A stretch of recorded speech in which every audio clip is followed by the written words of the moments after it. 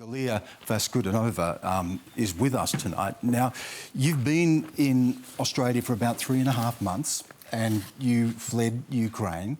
You were telling me before we came on about the scene at the train station when you were trying to get out. What was that like? Yeah, so when I decided to evacuate, I decided it when they bombed area close to my house, you know, just less than 1 kilometer from my house. They bombed our TV tower, and part of Russian missiles just fell 200 meters from my house and destroyed the building. So, so I decided to evacuate. Yeah. And when we came with my mom to train station, it was completely full of people. Some of people just spent several nights there because they couldn't get on to the train, you know. But and you couldn't get on? I couldn't get on. I didn't know where to go. I didn't know where we will sleep because it was 13th day of the war, and most of accommodation in all western cities in Ukraine were completely full. I looked for accommodation and I didn't find it, and I also didn't know where to go. So we decided just to go in the western direction, in some city anywhere, and just find some place there.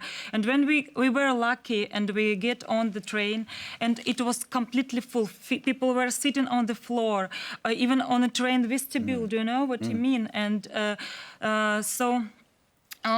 we were just with small backpack because it was impossible to get on the train with the luggage, you know, and most of people lost it. And so when I was already on the train, I messaged my friend that I don't know where to go, and she told me I'll ask my friends. And in 5 minutes, some guy who has never seen me before called me and told me, you can stay in my apartment as much as you need.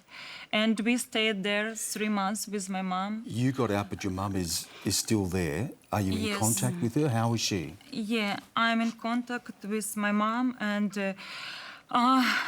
she didn't want to go to Australia because it could be quite difficult for her because she doesn't speak English. And so now I'm really worried about my mom because situation is getting worse, you know, because winter is coming and Russia try to do like huge humanitarian crisis in Ukraine. They bomb all our infrastructure all the time, and now lots of city without electricity, no heating, no water. Also in my mom's city, from time to time, in Kyiv, from where I am, you know, sometimes no water, no electricity, no heating. So it's getting worse. Just 2 days ago, they launched more than 100 missiles to Ukraine, you know. And Galia, you have a question directly for Peter Khalil. He's here from the government tonight. What is that question? I don't really have a question. I just want to ask you, please give more weapons to Ukraine. I know Australia has already helped a lot, but we are fighting not for our country. We are fighting for democracy, for human rights, for all Western values, for Western world, for all Western world. Just help us, you know. And also one more thing, which I want to ask you. You stopped a humanitarian program for Ukrainians. Now we are not allowed to apply for humanitarian visas, but situation is getting worse. Winter is coming, so please reopen this program, because I want my friend, I want my family to join me here and apply for humanitarian visa.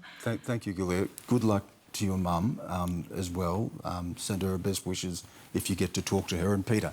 Thank you, Galia, for sharing your story and the horrible experience that you've been through.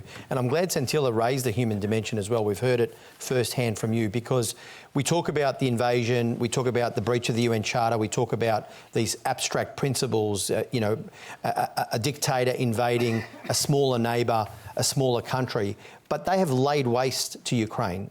Tens of thousands of people have died. Their own soldiers have died. But the direct question was, what are you going to do to help people just like Galia and her friends? And the humanitarian program, I'll check on that, because we did open up additional humanitarian places and visas for Ukrainians. That's something that's been in consideration.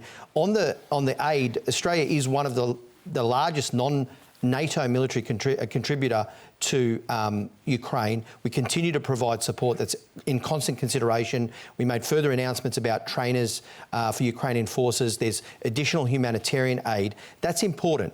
It's important that we continue that assistance, because I agree with you. You are fighting on the front line for democracy, for the values that we talk about tonight, like human rights and democracy.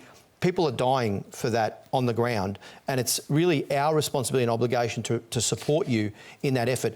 As the international community has supported Ukraine, it's been a remarkable effort to support Ukraine in this struggle to defend their lives, to defend their country, and we need to do more, and we'll continue to look at the aid that we provide. Just on doing more, Sir Lawrence, what more could be done? Because there have been at times direct calls for foreign troops to go into Ukraine and fight on the ground.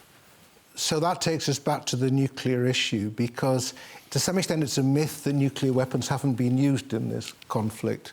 They've been used right from the start by Putin, because the threat that he has posed is to raise the nuclear issue if there is direct foreign engagement in support of the Ukrainians, not the assistance that we're all given, for which we should give more, but troops on the ground.